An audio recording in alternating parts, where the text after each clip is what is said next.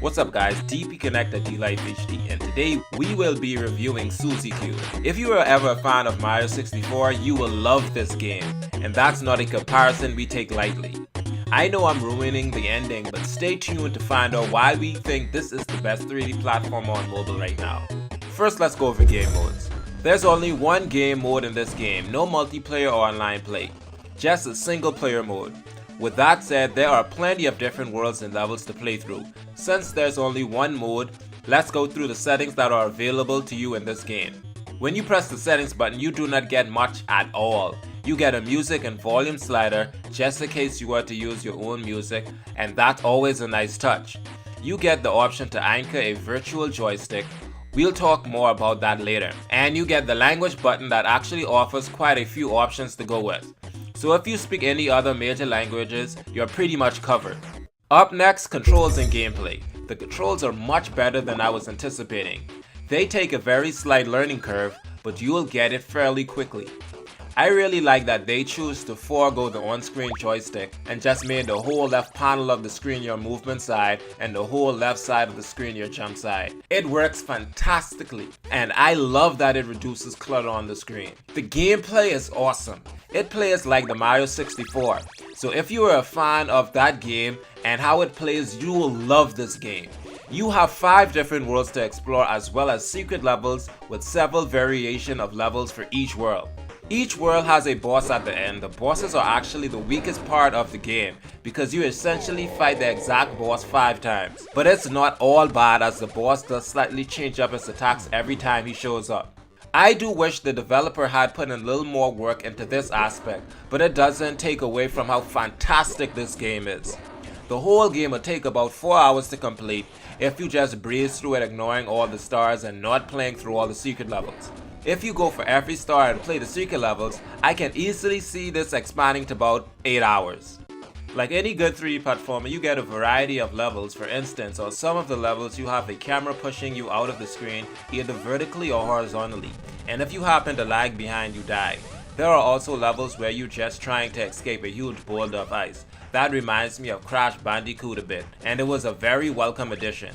I love that you get the different power-ups, like the heart that helps you stay alive or other power-ups that allow you to butt stomp or double jump, or just become invincible. It's also great that they give you different amount of enemies that you can eliminate to get through the levels and different ways to traverse through the levels in general. I might have missed a few things, but I'm just trying to say that there is plenty of variety that will keep you busy and reduce repetitiveness. Now, interface design and graphics. The interface design is clean with big buttons for your thumbs to easily press. The buttons are really responsive, and I never had a problem with them. It's also awesome that every time you die, you get a "oh no" and one of your lives drops down.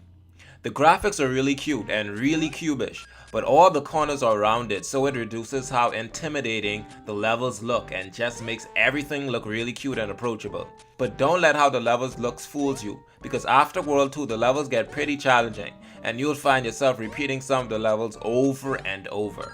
The graphics looks like soft plastic. I know that sounds weird, but you will see what I mean when you start playing it. Up next we have music and sound.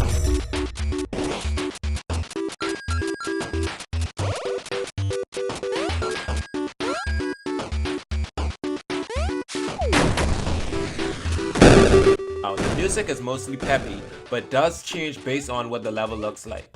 If it's grass level, wood level, lava level, sand or ice level, the music will change to match the atmosphere and match how intimidating a level is, and of course it ramps up the intimidating music when you're on a boss fight. The character and environmental sounds are fantastic too, from when you jump to when you're running, to when you shoot things or when you pick things up. Everything has a different sound and it's all top notch. Last but not least, the story. Historically, platformers do not really have much of a story, but I do like how this one tells it.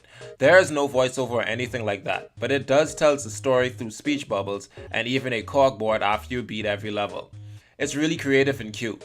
To give you a synopsis, the Dastardly Skulls have stolen all the gold right out of the castle Cubaton. Only Suzy Cube has what it takes to recover the castle's lost treasure from the blustering bullies. Are you ready to embark on this new adventure? All in all, this is an amazing game. I would want to commend the developer because once we opened the app and started playing this, we had a smile on our faces because of how great the game is and how great it plays, and because of the memories we get of that Mario 64 game every time we play it. You can tell that it was a labor of love. With that said, this game is absolutely DLive HD approved. Go out and support this developer because it's truly fantastic. Alright everybody, thanks for joining me. Let me know by commenting below if you agree with me and my opinions. If you like this video, remember to smash that like button because it really helps us out a lot. If you want more content like this, remember to subscribe because we release mobile content like this very regularly. Also, remember to follow us on Twitter and Facebook for mobile game updates. Peace!